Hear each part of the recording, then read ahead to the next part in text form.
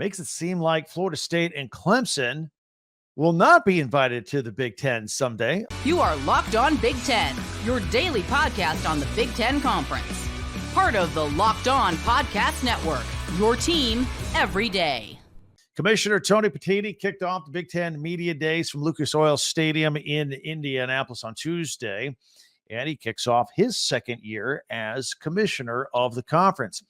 He mentioned AAU academic accreditation 3 times and how that makes schools like Oregon and Washington and USC and UCLA great, perfect fits for the Big Ten. I thought that does not bode well for schools like Florida State and Clemson who might want to join the Big Ten after getting themselves dislodged from the ACC. More on that in a moment, though. It was a big day. We covered a lot of territory today, so let's get into it. Petitti began by singing the praises of the conference coming off a very successful 2023 athletic year. He reminded us that the Big Ten football championship, by the way, will be moving to CBS. And he said that the championship game will remain at Lucas Oil in Indianapolis for the next 4 years till 2028. But while answering a question later on, he did admit that the conference would be opening to showcasing its championship game in other locations, like Las Vegas, for example. So keep that in mind down the road. Of course, he did welcome the 4 new teams, USC, UCLA, Oregon, and Washington, and they will officially join the Big Ten in a week and a half on August 2nd. That is when they are members. Now, during his look back to the 2023 year and kind of throwing all the accolades out there, he noted the importance of women's athletics this past year. Why not? It was definitely a big year.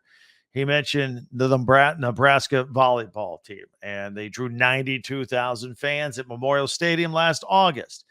He mentioned the Iowa women's basketball team that drew 55,000 people to watch them play at Kinnick Stadium, of course, home to the football team. And speaking of Iowa basketball, and why wouldn't you, given that all that's going on in the year of women's sports, that was kind of ground zero with Caitlin Clark in the middle of all that. Petitti mentioned how 7 separate TV networks set all-time ratings marks for showing Caitlin Clark in Iowa all time. I did not know that. I thought that was a very interesting stat. 7 different networks had their best numbers ever for women's sports when they were airing Iowa basketball. Let's not forget how Iowa and the women's national championship game outdrew the men's national championship game of basketball this year. I never thought I'd see that in my lifetime, and it happened. Petitti did not forget to mention the men. Purdue center Zach Edey becoming the National Player of the Year. Of course, giving the Big Ten the sweep for Players of the Year for men's and women's. He also mentioned this year how the conference had 20 individual national championships and 5 team national championships, including Michigan's undefeated run through college football. And again, stay tuned. Got a little something for you on Spygate in just a few minutes. But 3 times, he mentioned academics in relation to expansion, whether he talked about it or whether he had it in one of his answers to some questions that were fired his way. He said he's proud to welcome the 4 new West Coast teams and how AAU members who arrive with academic chops, they can add to the academic reputation of the Big Ten. And again, ACC teams who are looking to leave, teams like Florida State and Clemson, they don't hold that academic recognition. That doesn't mean they're bad schools or not good academic schools. I know I'm going to hear about it in the comments. People get very defensive about that. They're just not AAU accredited, which the Big Ten likes. All of their schools are accredited with the exception of Nebraska.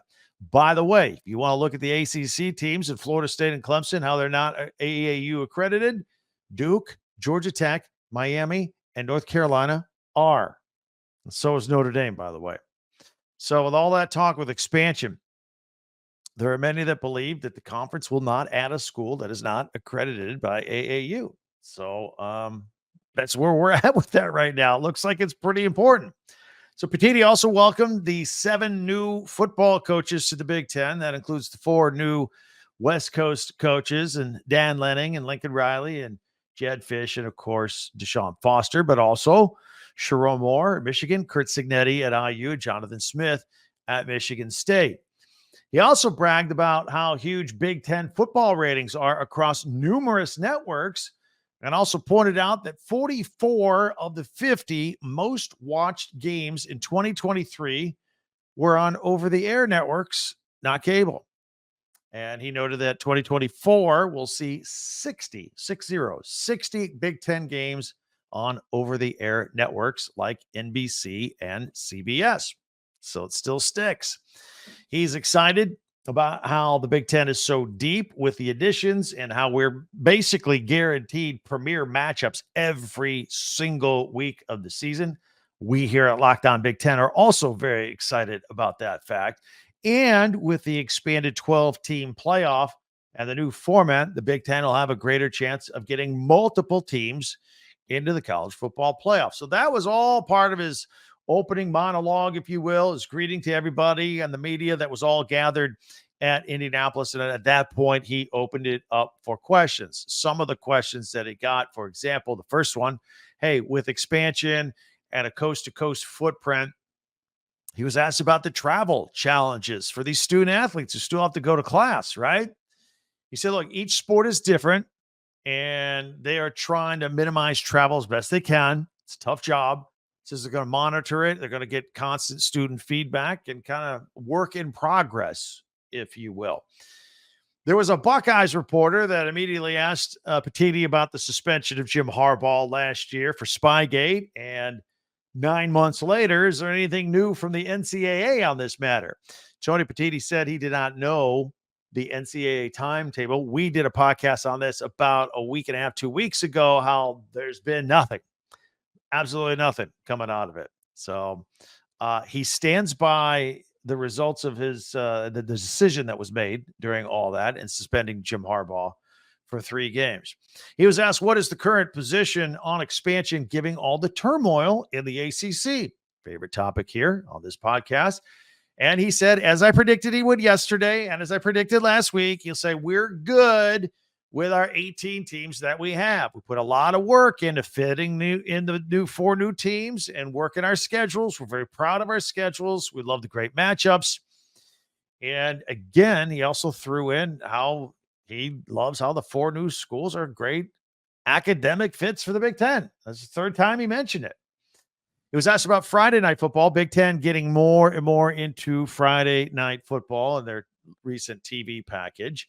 Obviously, traditionally, Friday nights have been saved for high schools and not competing against them. And of course, a lot of football families are out and about watching their kids and might not be watching games on TV, on national TV. He still said the Friday national exposure is good, and they want to do it without also burdening campuses on Friday night as opposed to Saturday afternoons. And he also mentioned, some schools are more into it than others. For example, we've discussed this here. Michigan State absolutely likes playing on Friday night, and they will continue to do so when the opportunity presents itself. Ohio State and Michigan absolutely hate it. They don't want to do it. In fact, Michigan never has played on Friday night.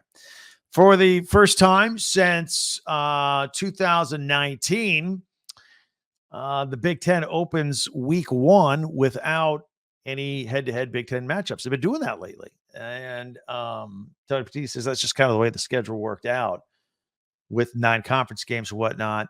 But what he really drove home, and this is something we'll talk about more, and I think it's the right way to look at it, he wanted the schedule to be put together where conference football games in November are huge. He wants as many teams still viable for a playoff run playing each other in November. Big games in November. Sure, makes sense. Why not? He was asked about the House settlement, which ultimately led to power division schools, conference schools, having to do revenue share, $22 million a year. That's what came about with all that. He said, we're still working on a conference-wide plan, how to divide all that up. He is working with his other colleagues from the other conferences, and this will allow, of course, players to benefit directly from the university, direct payments and all that stuff. He said they're still trying to build a model on this, but they're building a model that currently does not exist. So still some work to be done with all of this. And then finally, back to expansion, if you will. If you want to, I mean, he was basically asked, hey, what's the criteria of these teams that are coming in? What do you like? What are you looking for? It's kind of going back to what we were talking about a few minutes ago. You have to have certain academic uh, street cred in order to get into the Big Ten. He said, look, it's a holistic approach. He says it starts with academics, right? You got to be strong in multiple sports. And then the question is, how are you in football? And because football drives it all. Football drives all the money. And will your football program support the conference in its objective to make money? So, Florida State, Clemson, going back to them, their football stands by itself. It's good, moneymaker. Academics, maybe not what the Big Ten's looking for. Are you good in multiple sports? Yes, no. These are the things they look at.